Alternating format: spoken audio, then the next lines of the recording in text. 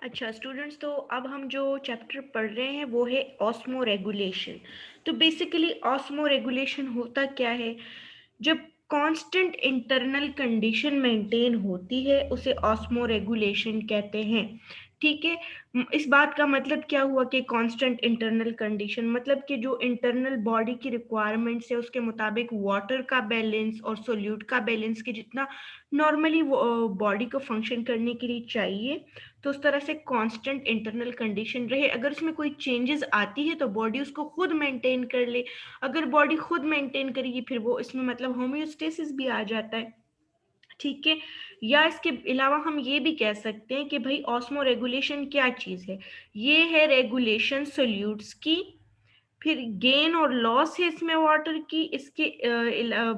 इसमें देखिए, गेन और लॉस है वाटर की, कि वाटर कुछ जगह पे जब चाहिए होता है तो गेन कर लेते हैं, नहीं चाहिए होता तो लॉस कर लेते हैं। इसके अलावा सोल्यूट्स भी अगर चाहिए होते तो गेन करते हैं, नहीं चाहिए होते तो लॉस करते हैं। ऑर्गेनिज्म और उसके एनवायरनमेंट के दरमियान ये प्रोसेस होता रहता है ऑस्मो रेगुलेशन का। ये जो वाटर का अपटेक है, सोल्यूट का अपटेक है, और इनका ये जो बैलेंस मेंटेन होता है। ठीक है। तो कंसंट्रेशन वाटर और सोल्यूट की मेंटेन होनी चाहिए विद इन नैरो लिमिट्स। इस वजह से मेंटेन होनी चाहिए क्योंकि अगर इस कॉन्सेंट्रेशंस में थोड़ी सी भी डिफरेंसेस आ जाए, कोई एबनॉर्मेलिटी आ जाए, रेंजेस बढ़ जाए, तो आपके पास जो नॉर्मल फंक्शंस है वो परफॉर्म नहीं होते। जैसे आपके पास बॉडी में कहते हैं ब्लड प्रेशर बढ़ गया, ज्यादा नमक ना खाओ, तो क्या होता है वो उनकी बॉडी में ये मेंटेनेंस का सिस्टम ही ठीक नहीं होता। ठीक है। अब इसके अलावा है कि ऑस्मो रेगुलेशन क्या चीज़ है आपके पास, और ऑस्मो एक्सक्रीशन क्या चीज़ है आपके पास। तो कहते हैं कि ऑस्मो रेगुलेशन जो है तो कंट्रोल मूवमेंट है आपके पास सोल्यूट्स की, इंटरनल फ्लूइड्स जो बॉडी में होते हैं उनकी, और एक्सटर्नल फ्लूइड्स जो बॉडी से बाहर होते हैं। ठीक है। सोल्यूट्स की मूवमेंट इंटरनल और एक्सटर्नल बॉडी के फ्लूइड्स के दरमियान में जो होती है उसको ऑस्मो रेगुलेशन कहते हैं। अब एक्सक्रीशन क्या है कि जितनी भी चीज़ें आपके पास मेटाबॉलिक वेस्ट आ गए, मेटाबॉलिज्म हो गई है, फूड वगैरह ले लिया है, वाटर ले लिए, उसके बाद जो चीज़ें बॉडी को नहीं चाहिए वेस्ट प्रोडक्ट से, उन्होंने बॉडी से रिमूव होना है, उसको कहते हैं एक्सक्रीशन। ठीक है।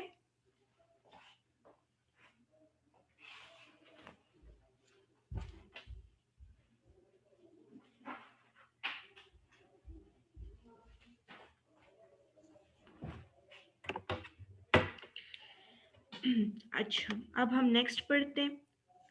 अब आपके पास एनिमल्स दो तरह के, एक तो है आपके पास ऑस्मो कन्फर्मर्स, दूसरे जो एनिमल्स हैं वो हैं आपके पास ऑस्मो रेगुलेटर्स। ठीक है। Animals are of two types, osmo conformers और ऑस्मो रेगुलेटर्स। दो तरह के एनिमल्स है आपके पास। अब ये जो ऑस्मो कन्फर्मर होते हैं ना, इनका जो इंटरनल सोल्यूट का कॉन्सेंट्रेशन होता है, सबसे पहले तो समझ ले कि सोल्यूट क्या चीज़ है। सोल्यूट जो बॉडी में आयंस मौजूद होते हैं, बॉडी में क्या आयंस होते हैं? सोडियम होता है, कैल्शियम होता है, फोस्फेट होता है, पोटेशियम के आयंस होते हैं, और डिफरेंट डिफरेंट फंक्शंस के लिए चाहिए होते हैं। कोई भी फंक्शन इन आयंस के बीच के बगैर हो ही नहीं सकता। तो सोल्यूट ये सारे के सारे आयंस हैं जो कि सॉल्यूशन में मौजूद होते हैं। ठीक है। अब ऑस्मो कन्फर्मर्स वो एनिमल्स हैं जिनमें सोल्यूट की कॉन्सेंट्रेशन बिल्कुल इक्वल होगी एक्सटर्नल इन्वायरमेंट के साथ। उनके और इन्वायरमेंट के दरमियान जो सोल्यूट होंगे वो बिल्कुल इक्वल होंगे, मतलब आउटर, एक्सटर्नल और इंटरनल फ्लूइड में सेम सोल्यूट की कॉन्सेंट्रेशन है, कोई डिफरेंट नहीं है। तो उनको कोई ज़रूरत नहीं है अपना इंटरनल ऑस्मोटिक प्रेशर मेंटेन करने के लिए, कि इनको कोई ज़रूरत नहीं है जो ऑस्मो कन्फर्मर्स हैं। तो इसलिए उनमें कोई होम्योस्टेसिस भी नहीं होती। ठीक है। इनमें कुछ मरीन एनिमल्स आते हैं वो आइसो ऑस्मोटिक होते हैं। आइसो ऑस्मोटिक का मतलब कि जिनमें ऑस्मोटिक प्रेशर बिल्कुल सेम हो। अब ऑस्मोटिक प्रेशर क्या चीज़ है? ऐसा प्रेशर कि जो ऑस्मोसिस को होने ना दे। अब ऑस्मोसिस क्या चीज़ है? ऑस्मोसिस कहते हैं कि जब आयंस आपके पास मूवमेंट करते हैं cross the semi permeable membrane from higher concentration toward a lower concentration. बस ऑस्मोटिक प्रेशर वो प्रेशर है जो ऑस्मोसिस को होने ही ना दे। ठीक है। अब isosmotic, iso means same and osmotics means osmosis. तो आइसोस्मोटिक वो होता है कि जिसमें आपके पास सेम ऑस्मोटिक प्रेशर हो। तो इनका सेम ऑस्मोटिक प्रेशर होता है अपनी सराउंडिंग इन्वायरमेंट के साथ, इनको कोई ज़रूरत नहीं है अपने ऑस्मोटिक प्रेशर को मेंटेन करने की। इसमें ज़्यादातर मरीन एनिमल्स आते हैं और मरीन इनवर्टिब्रेट्स आपके पास इसमें आते हैं। अब है ऑस्मो रेगुलेटर्स। ऑस्मो रेगुलेटर्स जो है तो ये अपनी एनर्जी को यूज़ करते हैं वाटर अपटेक और जो आयंस की लूज है और वाटर की लॉस है उसके लिए। अब जो ऑस्मो रेगुलेटर एनिमल्स होते हैं इनको constant internal osmotic pressure maintain करने की ज़रूरत होती है, क्योंकि जो इनका इंटरनल आयंस का वो इनके जो बॉडी के इंटरनल आयंस होते हैं, जो ऑस्मोटिक प्रेशर होते हैं वो डिफरेंट होता है एक्सटर्नल एनवायरनमेंट से। एक्सटर्नल एनवायरनमेंट्स में सोल्यूट्स डिफरेंट मौजूद है और इंटरनल इनकी बॉडी में डिफरेंट मौजूद है, इसलिए इनमें होम्योस्टेसिस भी होता है। ठीक है, ये कांस्टेंट इंटरन जो ऑस्मो रेगुलेटर्स हैं ये कांस्टेंट इंटरनल ऑस्मोटिक प्रेशर को मेंटेन करते हैं और ये एक्सटर्नल एनवायरनमेंट पे डिपेंडेंट ही नहीं है, क्योंकि ये खुद ही अपनी बॉडी का जो इंटरनल मैकेनिज्म है उसको कंट्रोल कर सकते हैं with the help of osmosis. ठीक है, अच्छा, अब हाइपर ऑस्मोटिक का मतलब है कि ऑस्मोटिक प्रेशर ज़्यादा होगा और हाइपो ऑस्मोटिक का मतलब है कि इनमें ऑस्मोटिक प्रेशर कम होगा। ठीक है, तो ये एनर्जी को यूज़ करते हैं वाटर और आयंस के लॉस और गेन के लिए जब कंडीशन हाइपर ऑस्मोटिक या हाइपो ऑस्मोटिक हो। अब जितने भी मरीन वर्टिब्रेट्स हैं या कुछ इनवर्टिब्रेट्स हैं वो सब के सब जो है तो वो आपके पास ऑस्मो रेगुलेटर्स हैं। अब मरीन एनिमल्स किस तरह से बैलेंस करते हैं ऑस्मोसिस करते हैं वो पढ़ते हैं। तो मरीन बॉनी फिशेस जो है वो हाइपो ऑस्मोटिक है सी वाटर को, मतलब इनमें जो है तो कॉन्सेंट्रेशन जो सोल्यूट की है वो कम होगी और सी वाटर में ज़्यादा होगी, तो ये वाटर को लॉस करते हैं ऑस्मोसिस के ज़रिए और साल्ट को गेन करते हैं डिफ्यूजन के ज़रिए और साल्ट को फूड से भी लेते हैं। ठीक है, और वाटर लॉस जो इनकी बॉडी से हो जाता है उसको फिर किस तरह से मेंटेन करते हैं, वो सी वाटर को ड्रिंक करते हैं और साल्ट्स को एक्सक्रीट करते हैं। अब किस तरह से एक्सक्रीट करते हैं, किस तरह से ड्रिंकिंग करते हैं वो हम नेक्स्ट डायग्राम में देखते हैं। देखिए आपको नजर आ रहा होगा कि ये जो लाइट ब्लू कलर का है ये आपके पास वाटर है, डार्क ब्लू कलर में जो शो किया गया ये आपके पास है सॉल्ट। तो ये वाटर और सॉल्ट को लेते हैं फूड से, ठीक है, और सी वाटर को भी जब ये ड्रिंक करते हैं उससे भी ये आयंस और साल्ट जो साल्ट के आयंस है और वाटर है उसको लेते हैं। अब इनमें एक्सक्रीशन होती है वाटर की और आयंस की, साल्ट्स वगैरह की गिल्स से और बॉडी के बाकी सरफेस से भी होती है। और ये कुछ साल्ट आयंस को एक्सक्रीट करते हैं स्मॉल अमाउंट में वाटर को यूरिन के फॉर्म में किडनी से एक्सक्रीशन इनकी होती है। ठीक है, अब फ्रेश वाटर एनिमल्स में किस तरह से होती है आपके पास osmoregulation. Fresh water animals जो है वो कॉन्स्टेंटली वाटर को लेते हैं ऑस्मोसिस के जरिए और ये भी हाइपोऑस्मोटिक होते हैं अपने एनवायरनमेंट को। हाइपोऑस्मोटिक का मतलब कि इनमें ऑस्मोटिक प्रेशर इनकी इंटरनल बॉडी में कम होता है। अब ये क्या करते हैं, ये लूज करते हैं साल्ट को डिफ्यूजन के जरिए और अपनी बॉडी में वाटर का बैलेंस मेंटेन करते हैं। ये ज्यादा अमाउंट पे डाइल्यूट यूरिन को सिक्रीट करते हैं। अब डाइल्यूट यूरिन का क्या मतलब कि कि उसमें जो आयंस होंगे वो कम होंगे और वाटर की मिकदार उसमें ज्यादा होगी, उस यूरिन में वो ज्यादा वाटरी यूरिन होगा, कॉन्सेंट्रेटेड यूरिन नहीं होगा, बिल्कुल वाटर की तरह का यूरिन होगा। अब जो साल्ट आपके पास लॉस हो गए इन फ्रेश वाटर एनिमल्स में डिफ्यूजन के जरिए, वो फिर ये वापस कैसे लेंगे अपनी बॉडी में, ये फूड से लेते हैं और गिल्स के जरिए भी लेते हैं। इसको भी डायग्रामेटिक के लिए भी समझते हैं कि इनमें भी ये डार्क ब्लू जो है आपके पास सॉल्ट है, लाइट ब्लू वाटर है, ये गेन करते हैं वाटर को और आयंस को फूड से। ठीक है, और ये आयंस को और सॉल्ट्स को गिल्स के जरिए भी लेते हैं। अब ऑस्मोटिक वाटर को ये कैसे लेते हैं, गिल्स के जरिए और बाकी बॉडी पार्ट्स के जरिए भी लेते हैं। अब जो साल्ट आयन है उन्होंने एक्सक्रीट करनी है और लार्ज अमाउंट में वाटर को डाइल्यूट यूरिन के फॉर्म में एक्सक्रीट करेगा किडनी से। ठीक है, ये तो हो गए फ्रेश वाटर एनिमल्स। अब लैंड एनिमल्स में क्या होता है, जो बॉडी कवरिंग होती है लैंड एनिमल्स में, जो लैंड टेरेस्ट्रियल एनिमल्स कौन से होते हैं, जो लैंड पे रहते हैं।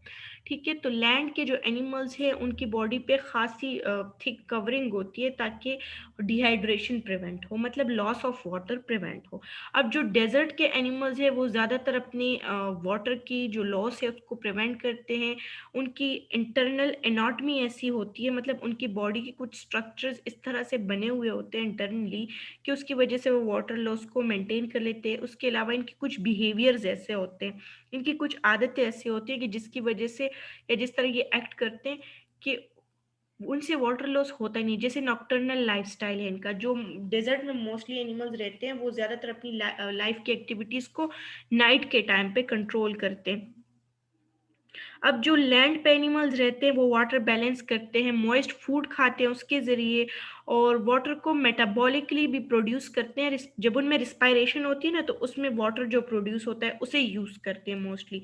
ठीक है। अब यहाँ पे आप देख रहे होंगे कि आपके पास एक एनिमल है कंगारू रेट। तो कंगारू रेट जो है तो ये आपके पास डेजर्ट्स में रहता है। ठीक है।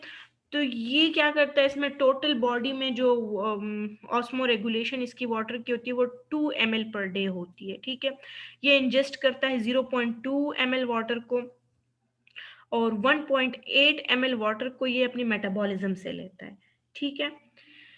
इसके बाद इससे वाटर लॉस किस फॉर्म में होता है, फीसिस से इसका 0.09 ml वाटर लॉस होता है, और यूरिन में इसका 0.045 ml वाटर लॉस होता है। और इसकी बॉडी से एवापोरेशन के जरिए, क्योंकि डेजर्ट में रह रहा है तो आप देख लें कि सबसे ज़्यादा वाटर लॉस एवापोरेशन के जरिए ही हो रहा है, 1.46 ml। अब जो इंसान होते हैं उनमें कैसे उनमें 2500 ml पर डे जो है तो वाटर की पूरी ऑस्मो रेगुलेशन होती है। तो ये फूड से 750 ml लेते हैं, और लिक्विड्स जो ये पीते हैं उनसे ये 1500 ml वाटर लेते हैं, और अपने मेटाबॉलिज्म से ये सिर्फ 250 ml लेते हैं। अब इनसे एक्सक्रीट कैसे होता है वाटर, 100 ml जो है फीसिस में एक्सक्रीट होता है, 1500 ml यूरिन में एक्सक्रीट होता है, और 900 ml इनसे विद एवापोरेशन एक्सक्रीट हो जाता है, लॉस हो जाता है वाटर। अब इसके बाद है ट्रांसपोर्ट एपिथीलिया इन ऑस्मो रेगुलेशन। ट्रांसपोर्ट एपिथीलिया क्या चीज़ है, ये आपके पास एपिथीलियल सेल्स हैं, इनका फंक्शन क्या है, ये किस तरह से ऑस्मो रेगुलेशन में रोल प्ले करते हैं, अभी वो पढ़ेंगे। कहते हैं कि एनिमल्स ज़्यादातर अपनी बॉडी के सॉल्यूट का जो कंसंट्रेशन है उसको मेंटेन इस तरह से करते हैं कि उनके बॉडी में जो फ्लूइड मौजूद होते हैं वो उनके सेल्स को बात कर लेते हैं, मतलब धो लेते हैं उन सेल्स को। अब ट्रांसपोर्ट एपिथीलिया आपके पास खास किस्म के एपिथीलियल सेल्स हैं। उनका काम क्या होता है, वो उनका एक ही काम होता है कि वो मूव करते हैं सोल्यूट्स को खास डायरेक्शन में, और ज़्यादातर कॉम्प्लेक्स जो ट्यूब्यूलर नेटवर्क्स बने हुए होते हैं बॉडी में, उनमें ये जो ट्रांसपोर्ट एपिथीलिया होते हैं ये मौजूद होते हैं। अब कुछ मरीन बर्ड्स हैं उनके नेजल ग्लैंड्स में आपके पास ट्रांसपोर्ट एपिथीलिया मौजूद है, जो कि रिमूव करते हैं अगर बॉडी में एक्सेसिव अमाउंट में सोडियम क्लोराइड मौजूद है उसके ब्लड में, तो उसको रिमूव इसी नेजल ग्लैंड के जरिए करते हैं। ये किस तरह से होता है इसको डायग्रामेटिकली समझते हैं। देखें, ये है आपके पास एक मरीन बर्ड, ये उसके नॉस्ट्रल से साल्ट की सिक्रीशन हो रही है, देख लें। और ये नेजल ग्लैंड है, ये यहाँ से डक्ट्स मौजूद हैं। फिर नेजल ग्लैंड को इनलार्ज करके दिखाया गया, ये इसमें कैपिलरीज है जो रेड कलर के हैं, इसमें ब्लड फ्लो कर रहा है। जो वाइट कलर का है तो इसमें ये सॉल्ट मौजूद है, ये जो ब्लू कलर का आपको शो हो रहा है। ठीक है, ये साल्ट की मूवमेंट हो रही है। ये आपके पास सिक्रीटरी सेल्स हैं ट्रांसपोर्ट एपिथीलिया के। ट्रांसपोर्ट एपिथीलिया का भी हमने पिछले उसमें पढ़ा ना कि ये क्या करता है, ये रोल प्ले करता है आयंस को डिफरेंट डायरेक्शंस में ले जाने में। ठीक है। तो ये आपके पास ब्लड फ्लो हो रही है इधर, ये ट्रांसपोर्ट एपिथीलिया मौजूद है, और फिर क्या होता है कि ये साल्ट के आयंस है और ये साल्ट की सिक्रीशन हो जाती है। तो ये जो मरीन बर्ड्स होते हैं इनमें इस तरह से होती है एक्सेसिव साल्ट की सिक्रीशन। अच्छा, अब इसके बाद कहते हैं कि एनिमल्स का जो नाइट्रोजिनस वेस्ट होता है ना, नाइट्रोजिनस वेस्ट क्यों कहते हैं, जो मेटाबॉलिक वेस्ट है जो एक्सक्रीट करते हैं, जो बॉडी को ज़रूरत नहीं होती और उसको नुकसान देते हैं। तो ये जो नाइट्रोजीनियस वेस्ट होते हैं उनमें नाइट्रोजन मौजूद होता है जो जिस्म को नुकसान देता है एनिमल्स के, इसलिए उसको रिमूव करना ज़रूरी होता है। क्यों किसी की किडनीज ख़राब हो जाती है तो उसको फिर डायलिसिस करते हैं, क्योंकि उसकी बॉडी से वेस्ट प्रोडक्ट्स रिमूव नहीं हो रहे होते। ठीक है, एक और इम्पॉर्टेंट बात आपको बता दूं कि फीसिस जो होते हैं, फीकल मटेरियल, वो एक्चुअली आपके पास अनडाइजेस्टेड फूड पार्टिकल्स होते हैं। एक्चुअल जो एक्सक्रीशन होती है वो आपके पास वेस्ट प्रोडक्ट्स वगैरह की थ्रू यूरिन होती है। ठीक है, इसलिए अगर किसी को कॉन्स्टिपेशन हो जाए, कुछ केसेस में होता है जब बहुत सवेयर केसेस हो जाते तो उनकी डेथ हो जाती है, लेकिन किडनीज के बगैर कोई भी सर्वाइवल इस तरह से नहीं कर सकता। अच्छा, एनिमल्स नाइट्रोजीनियस वेस्ट से हमें पता चलता है कि इस एनिमल की फाइलोजेनी क्या है। वो जिस तरह का वेस्ट मटेरियल एक्सक्रीट करता है उससे पता चल जाता है कि इसके एंसेस्टर कौन थे, उनकी फाइलोजेनेटिक ट्री ड्रॉ की जाती है और फिर उनको कनेक्ट किया जाता है अपने एंसेस्टर्स के साथ, और उनका हैबिटेट भी पता चल जाता है उनकी एक्सक्रीटरी वेस्ट से, क्योंकि वो जिस जगह रहता है अकॉर्डिंग टू दैट वो अडेप्टेशंस करता है अपनी बॉडी में। कहते हैं कि जितनी क्वांटिटी में और जिस टाइप का वेस्ट एनिमल प्रोड्यूस कर रहा है वो उसके वाटर बैलेंस को काफ़ी ज़्यादा अफेक्ट करता है। और सबसे इम्पॉर्टेंट जो आपके पास वेस्ट है जिनका बॉडी से रिमूव होना काफ़ी ज़रूरी है, जिनकी ब्रेक डाउन ज़रूरी है, वो आपके पास प्रोटीन्स हैं और न्यूक्लिक एसिड्स हैं। अब कुछ एनिमल्स क्या करते हैं, अमोनिया एक बहुत ही हाईली टॉक्सिक सब्सटेंस है और उसको लेस टॉक्सिक सब्सटेंसेस में कन्वर्ट कर दे, क्योंकि अगर अमोनिया रिएक्टिव अमोनिया मौजूद रहता है बॉडी में तो काफ़ी नुकसान पहुंचाता है, उसको लेस टॉक्सिक कंपाउंड्स में कन्वर्ट करके बॉडी से एक्सक्रीट कर देते हैं। अब जैसे यहाँ पे आपको नज़र आ रहा होगा कि प्रोटीन्स और न्यूक्लिक एसिड्स है, तो प्रोटीन्स को पहले ब्रेक डाउन कर दिया जाता है अमाइनो एसिड्स में, फिर न्यूक्लिक एसिड्स को ब्रेक डाउन कर दिया जाता है नाइट्रोजीनियस बेसिस में, और उनसे फिर जो NH2 अमाइनो ग्रुप्स हैं उसको लेस टॉक्सिक फॉर्म में कन्वर्ट करके एक्सक्रीट कर दिया जाता है। अब आपके पास ज़्यादातर एक्वेटिक एनिमल्स जिनमें बॉनी फिशेस भी आती है, वो क्या चीज़ एक्सक्रीट करती हैं, वो एक्सक्रीट करती हैं अमोनिया को। जो आपके पास मैमल्स हैं, एम्फीबियंस है, शार्क है और कुछ बॉनी फिशेस वो यूरिया को एक्सक्रीट करते हैं। उनका नाइट्रोजनस वेस्ट प्रोडक्ट यूरिया है। ये आपने याद रखना है कि कौन सा एनिमल किस फॉर्म का एक्सक्रीटरी प्रोडक्ट रिलीज कर रहा है।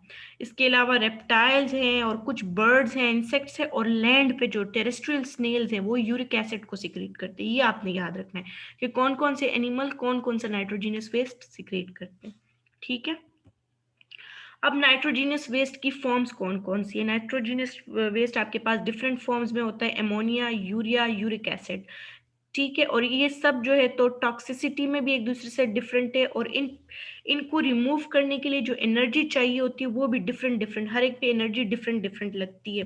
अब सबसे पहले आपके पास अमोनिया है, तो एनिमल्स एक्सक्रीट करते हैं nitrogenous waste in form of ammonia, तो उनको काफ़ी ज़्यादा वाटर चाहिए होता है अमोनिया की एक्सक्रीशन के लिए।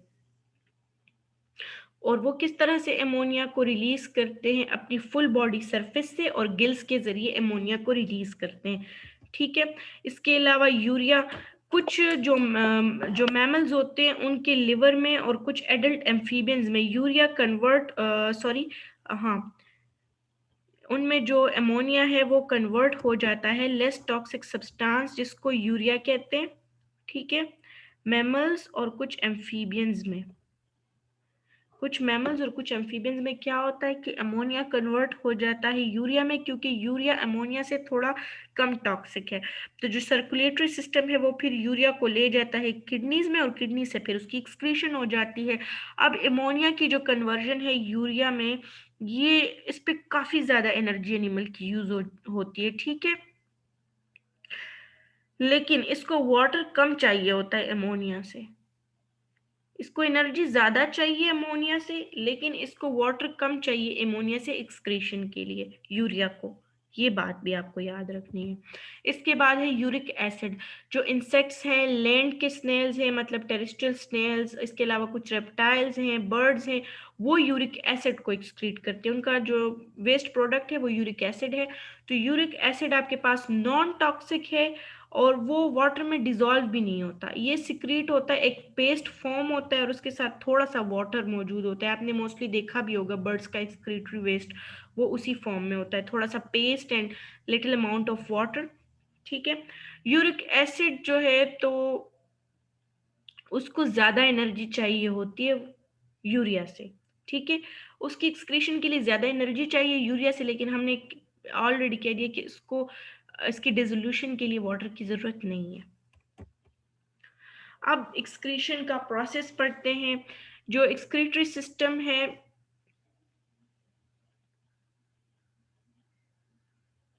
ज़्यादातर जो एक्सक्रीटरी सिस्टम है उसमें क्या होता है कि यूरिन प्रोड्यूस होता है फिल्ट्रेट से, बॉडी फ्लूइड से जो फिल्ट्रेट निकलता है उससे फाइनली यूरिन ही प्रोड्यूस होता है। यूरिन ही आपके पास फाइनल एक्सक्रीटरी प्रोडक्ट होता है। अब एक्सक्रीटरी सिस्टम के कुछ स्टेप्स हैं। सबसे पहले आपके पास फिल्ट्रेशन होगी बॉडी के फ्लूइड्स की, उसके बाद रीअब्जॉर्प्शन होगी। ठीक है। फिल्टर हो गया पहले। ठीक है। उसके बाद जिस जिस चीज़ों की ज़रूरत है उसने दोबारा से रीअब्जॉर्ब हो जाना है। अब जिन चीज़ों की ज़रूरत नहीं है उन्होंने सिक्रीट हो जाना है। और फिर फाइनली जो वेस्ट आया है पूरे फिल्ट्रेट से, फाइनल में जो नाइट्रोजीनियस वेस्ट आया है उसको एक्सक्रीट कर देना है बॉडी से। तो ये स्टेप वाइज प्रोसेस है। ठीक है। इसको याद रखना है कि पहले फिल्ट्रेशन है, उसके बाद रीअब्जॉर्प्शन है, फिर सिक्रीशन है और फाइनली एक्सक्रीशन है। यहाँ पे डायग्राम में शो किया गया है कि सबसे पहले फिल्ट्रेशन होती है ग्लोमेरुलस में, फिर आपके पास एक्सक्रीटरी ट्यूब्यूल में फिल्ट्रेट आता है, उसके बाद रीअब्जॉर्प्शन होती है। देखिए ना यहाँ पे ब्लड कैपिलरी जो है तो रीअब्जॉर्ब कर रही है आयंस को। अब ब्लड कैपिलरी में फिर से जो ऐसी चीज़ें मौजूद है जिसकी ज़रूरत नहीं है तो उसकी सिक्रीशन हो रही है फिर से एक्सक्रीटरी ट्यूब्यूल में, और फाइनली यूरिन में जो वेस्ट प्रोडक्ट्स हैं वो एक्सक्रीट हो जाएंगे। अब इसके बाद है मालफिजियन टिब्यूल्स, कुछ इंसेक्ट्स और दूसरे टेरेस्ट्रियल आर्थ्रोपोड्स जो फाइलम आर्थ्रोपोडा में एनिमल्स आते हैं जिनके जॉइंटेड लिम्स होते हैं, वो जो मालफिजियन टिब्यूल्स से नाइट्रोजनस वेस्ट प्रोड्यूस करते हैं, तो उनके मालफिजियन टिब्यूल से वो मोस्टली नाइट्रोजनस वेस्ट को रिमूव करते हैं। ठीक है। उनका जो बॉडी में हीमोलिम्फ सर्कुलेशन कर रहा होता है उसी से ये लोग नाइट्रोजनस वेस्ट को रिमूव कर लेते हैं और ऑस्मो रेगुलेशन इनकी बॉडी में हो जाती है। और इनका जो एक्सक्रीटरी ऑर्गन है वो है मालफिजियन टिब्यूल्स। इंसेक्ट ज़्यादातर ड्राई वेस्ट मैटर प्रोड्यूस करते हैं यूरिक एसिड को, और यही इनके टेरेस्ट्रियल लाइफ की सबसे इम्पॉर्टेंट एडाप्टेशन है। कुछ टेरेस्ट्रियल इंसेक्ट जो है तो वाटर भी लेते हैं एयर से। ठीक है। अब यहाँ पे शो किया गया है एक इंसेक्ट को, लोकस्ट है, इसके मालफिजियन टिब्यूल्स हैं, यहाँ से सॉल्ट वाटर नाइट्रोजनस वेस्ट सबके सब जा रहे हैं और हीमोलिम्फ से भी ये वेस्ट प्रोडक्ट ले रहा है और फिर फीसिस और यूरिन की एक्सक्रीशन होती है, यहाँ पे रीअब्जॉर्प्शन हो जाती है सारी की सारी। ठीक है। अब किडनीज जो है तो वर्टिब्रेट्स में as an organ of excretion भी है और ऑस्मो रेगुलेशन भी है। जितने भी वर्टिब्रेट्स हैं उनकी बॉडी में किडनी ने क्या फंक्शन परफॉर्म करे, एक्सक्रीशन भी किडनीज करता है और ऑस्मो रेगुलेशन भी किडनीज ही करता है वर्टिब्रेट्स की बॉडी में। अच्छा, अब यहाँ पे किडनी का स्ट्रक्चर दिखाया गया है। ठीक है। इसको मैं जूम कर लेती हूँ, अच्छे से समझ आएगी।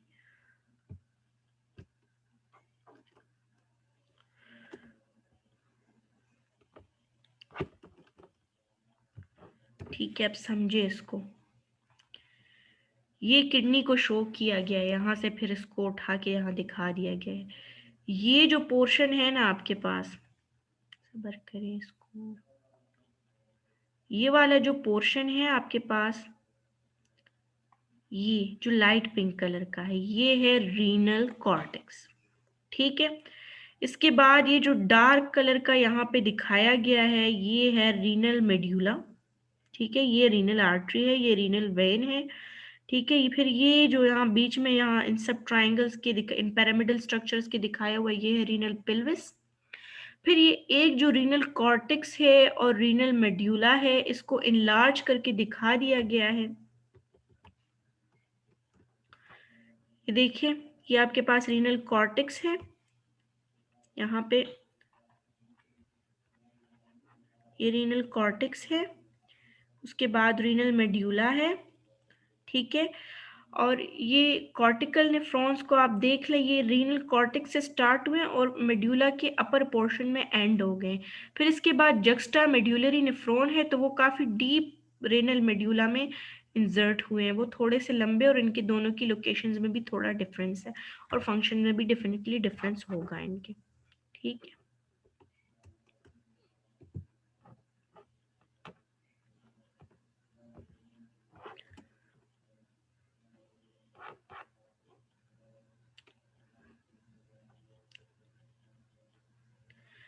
अब इन चीज़ों की किडनी का, नेफ्रॉन का ये स्ट्रक्चर समझना काफ़ी इम्पॉर्टेंट है, वरना फिर आपको एक्सक्रीशन का और प्रोसेस समझ नहीं आएगा।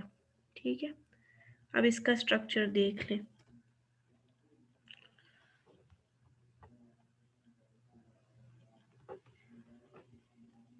ठीक है, ये आपके पास सबसे पहले ये है डिस्टल टिब्यूल। ये जो स्किन कलर की ट्यूब आपको नज़र आ रही है, ये डिस्टल टिब्यूल है।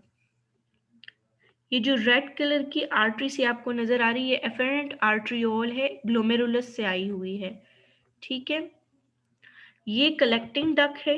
ये जो स्किन कलर की आपको नज़र आ रही है फुल, ये ग्लोमेरुलस है। ये जो अंदर बिल्कुल जैसे जिसने फिल्ट्रेशन का काम करना है, इसका स्ट्रक्चर भी बिल्कुल चाय की चलनी की तरह ही है, उसका काम भी फिल्ट्रेशन होता है, इसका भी होता है। तो ग्लोमेरुलस का ये स्ट्रक्चर है। ग्लोमेरुलस जिस स्ट्रक्चर में मौजूद होता है, कैप्सुलर स्ट्रक्चर में, उसे बाउमेंस कैप्सूल कहते हैं। फिर ग्लोमेरुलस, ये बाउमेन कैप्सूल से जो आपके पास ट्यूब आई है वो है प्रॉक्सिमल टिब्यूल। प्रॉक्सिमल टिब्यूल के ऊपर जो कैपिलरी मौजूद है वो है प्रॉक्सिमल कैपिलरी। ठीक है, इसके बाद ये जो नीचे इस तरह का यू टाइप का स्ट्रक्चर है, इस पूरे के पूरे स्ट्रक्चर को कहते हैं लूप ऑफ हेनल। ठीक है, ये इसका डिसेंडिंग लेम है, ये ऊपर, और ये जो नीचे है ये है असेंडिंग लेम इसका। तो ये स्ट्रक्चर आपको याद होना चाहिए, जिसके बाद फर्दर प्रोसेस आ रहा है उसके लिए।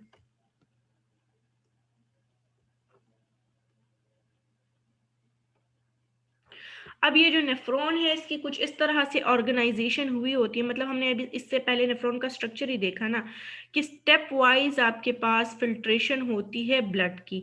जो फिल्ट्रेट बोमेंस कैप्सूल में मौजूद होता है, उसमें साल्ट्स होते हैं, glucose, amino acid, vitamin, nitrogenous waste और कुछ बाकी छोटे छोटे मॉलिक्यूल्स उसमें मौजूद होते हैं। ठीक है,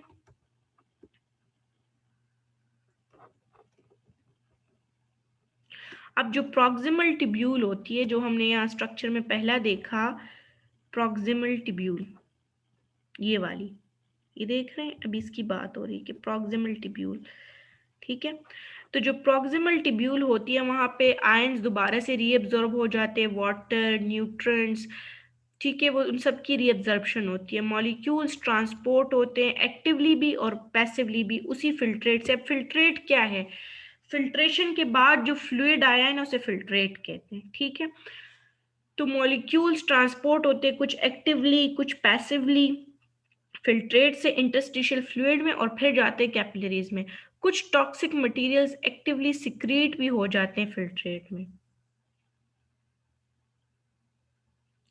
और जैसे ही फिल्ट्रेट प्रॉक्सिमल टिब्यूल से पास होता रहता है, तो मटेरियल्स जो है, तो वो जब फाइनली एक्सक्रीट होते हैं ना, तो फाइनल एक्सक्रीशन में ज़्यादा कॉन्सेंट्रेटेड चीज़ होती है, मतलब ज़्यादा जो वेस्ट प्रोडक्ट होते हैं वो सबसे फाइनल एक्सक्रीटरी प्रोडक्ट में ही होते हैं, मतलब यूरिन के फॉर्म में।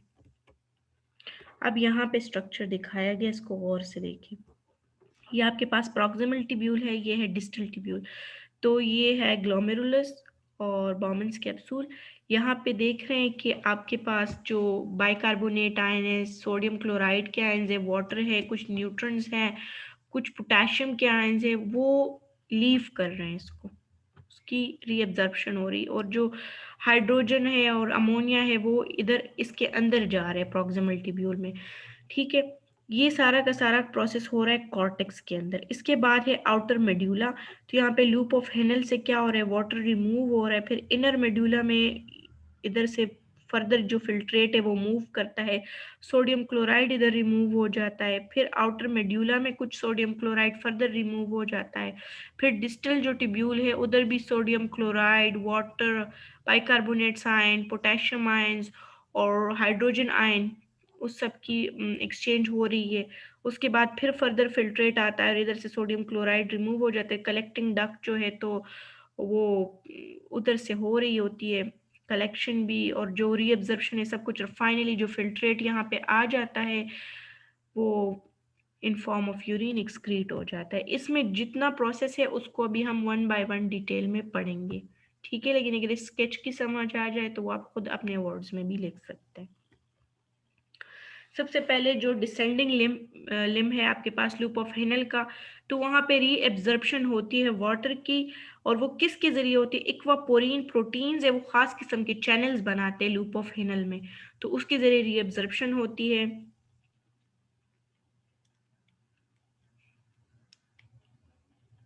और जब इससे रीअब्जॉर्प्शन हो जाती है ना, ये जो रीअब्जॉर्प्शन कर लेता है डिसेंडिंग लिम, तो जो फिल्ट्रेट होता है वो काफ़ी ज़्यादा कॉन्सेंट्रेटेड हो जाता है इसके बाद आपके पास। अब इसके बाद असेंडिंग लिम है। ये हमने पहले डिसेंडिंग लिम की बात कर ली, फिर असेंडिंग लिम की बात कर ली, अब असेंडिंग लिम। तो असेंडिंग लिम जो है लूप ऑफ हेनल का, वहाँ पे साल्ट तो डिफ्यूज हो सकता है लेकिन वाटर डिफ्यूज नहीं हो सकता ट्यूब्यूल से इंटरस्टिशियल फ्लूइड में। और यहाँ पे क्या होता है, क्योंकि वाटर डिफ्यूज नहीं हो सकता, तो ये आपके पास जो फिल्ट्रेट है ये डाइल्यूट हो जाता है इधर असेंडिंग लिम में।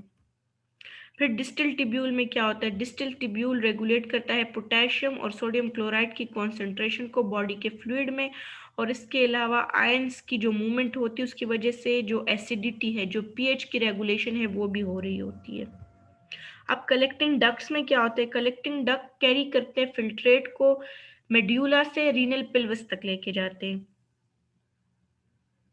और यहाँ कलेक्टिंग डक्ट में क्या होता है, रीअब्जॉर्प्शन हो जाती है दोबारा से सोल्यूट और वाटर की। यूरिन जो होता है वो हाइपर ऑस्मोटिक होता है बॉडी फ्लूइड्स को। हाइपर ऑस्मोटिक का मतलब कि उसकी जो उसका जो ऑस्मोटिक प्रेशर है ना वो ज्यादा होगा, बाकी बॉडी फ्लूइड से यूरिन का जो ऑस्मोटिक प्रेशर है वो ज्यादा होता है, ठीक है। अच्छा, ये इसके अलावा आप सोल्यूट ग्रेडियंट और वाटर कंजर्वेशन है आपके पास। सोल्यूट ग्रेडियंट कैसे किसे कहते हैं, पहले तो ये समझते हैं। सोल्यूट ग्रेडियंट क्या होता है कि ग्रेजुअल चेंजेस होती है सोल्यूट की कॉन्सेंट्रेशन में। जब किसी भी सॉल्यूशन में सोल्यूट की कॉन्सेंट्रेशन में जो थोड़ी सी चेंजेस हो जाती है ना, तो उसे सोल्यूट ग्रेडियंट कहते हैं, ठीक है। अब हम वाटर कंजर्वेशन और सोल्यूट ग्रेडियंट पढ़ेंगे कि हम कहते हैं कि जो मैमल्स की किडनी है उसमें ये एबिलिटी है कि वो ज़्यादा से ज़्यादा वाटर को कंजर्व कर लेता है, और ये इसकी टेरेस्ट्रियल एडेप्टेशन में आता है क्योंकि मैमल्स जो है तो लैंड पे रहते हैं। और ये इस वजह से हाइपर ऑस्मोटिक यूरिन को प्रोड्यूस करते हैं। हाइपर ऑस्मोटिक यूरिन मतलब ऐसा यूरिन कि जिसमें जो कि ज़्यादा उसकी ऑस्मोटिक प्रेशर उसका ज़्यादा होता है, वो इस वजह से प्रोड्यूस करते हैं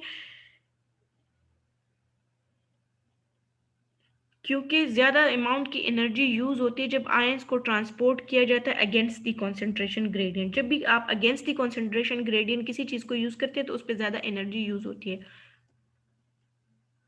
अच्छा, दो जो सोल्यूट्स हैं जो कि ऑस्मोलैरिटी को अफेक्ट करते हैं वो है सोडियम क्लोराइड और यूरिया। ये दोनों के दोनों ऑस्मोलैरिटी को अफेक्ट करते हैं।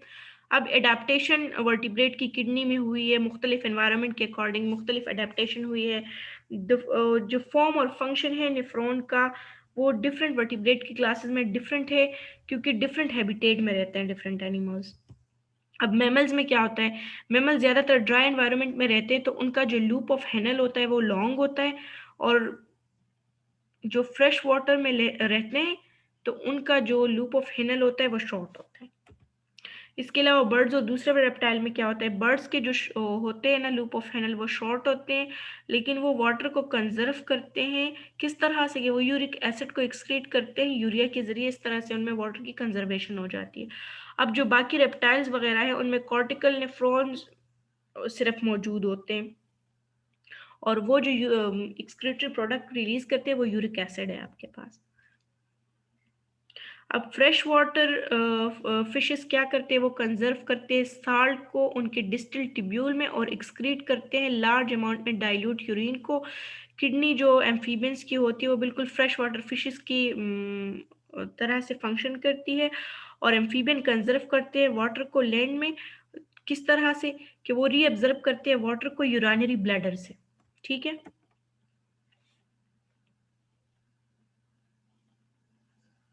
अब जो मरीन बॉनी फिशेस होती है वो हाइपोऑस्मोटिक होती है, अपने जब उनको उनके एनवायरनमेंट से कंपेयर किया जाए तो वो हाइपोऑस्मोटिक होती है। उनकी किडनीज में बहुत स्मॉल ग्लोमेरुलाई होता है और कुछ में तो ग्लोमेरुलाई मौजूद ही नहीं होता। उनमें फिल्ट्रेशन का रेट काफ़ी ज़्यादा लो होता है और उनमें काफ़ी कम अमाउंट में यूरिन भी प्रोड्यूस होता है। अब हार्मोन किस तरह से किडनी के फंक्शन को, वाटर बैलेंस को और ब्लड प्रेशर को मेंटेन करते हैं। मैमल्स जो है ना वो होमियोस्टेसिस के ज़रिए वॉल्यूम और ऑस्मोलैरिटी को यूरिन के कंट्रोल करते हैं।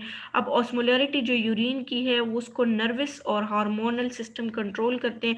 एडीएच जो हार्मोन है वो कलेक्टिंग डक्ट को के जो एपिथेलियाज होते हैं उनको ज़्यादा परमिएबल बना लेते हैं वाटर के लिए।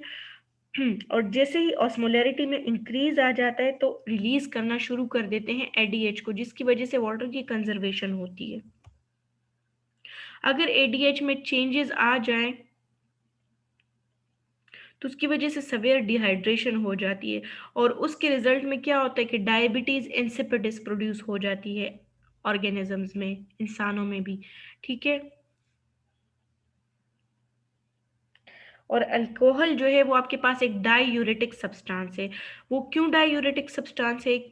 क्योंकि वो एडीएच के रिलीज को इनहिबिट करता है, ब्लॉक करता है एडीएच की रिलीज को, तो इसलिए अल्कोहल आपके पास एक डाईयूरेटिक सब्सटेंस है। अब यहाँ पे दिखाया गया है कि जो एनिमल्स होते हैं फ्रेश वाटर के एनिमल्स, वो रहते हैं वाटर में। उनका जो बॉडी का फ्लूइड होता है वो लेस कॉन्सेंट्रेटेड होता है और वो वाटर को गेन करके और सॉल्ट्स को लॉस करते हैं। अब इधर इनका आउटफ्लो और इनफ्लो शो किया गया है। वो वाटर को ड्रिंक नहीं करते और उनका एक्टिव ट्रांसपोर्ट होता है गिल्स के जरिए और साल्ट उनकी बॉडी से एक्सक्रीट होता है। वो लार्ज अमाउंट में यूरिन प्रोड्यूस करते हैं और उनका यूरिन लेस कॉन्सेंट्रेटेड होता है बाकी बॉडी के फ्लूइड से। ठीक है।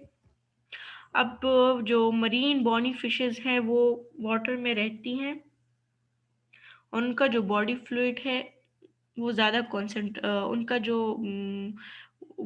उनका जो बॉडी फ्लूइड होता है वो ज़्यादा कॉन्सेंट्रेटेड होता है और ये वाटर को लॉस भी करते हैं और साल्ट को गेन करते हैं। ये ड्रिंक भी करते हैं वाटर को और साल्ट लेते हैं वाटर से भी और इनकी बॉडी से ट्रांसपोर्ट होती है, गिल्स के ज़रिए भी इनकी बॉडी से साल्ट निकलता रहता है और वाटर भी इनकी बॉडी से निकलता रहता है। फुल बॉडी से इनके वाटर का रिमूवल होता है। ये बहुत ही स्मॉल अमाउंट में यूरिन प्रोड्यूस करते हैं और इनका यूरिन जो है तो कम कॉन्सेंट्रेटेड होता है बाकी बॉडी के फ्लूइड से। अब इसके अलावा जो टेरेस्ट्रियल वर्टिब्रेट्स है जिसमें इंसान भी आते हैं। ठीक है। टेरेस्ट्रियल वर्टिब्रेट्स में क्या होता है कि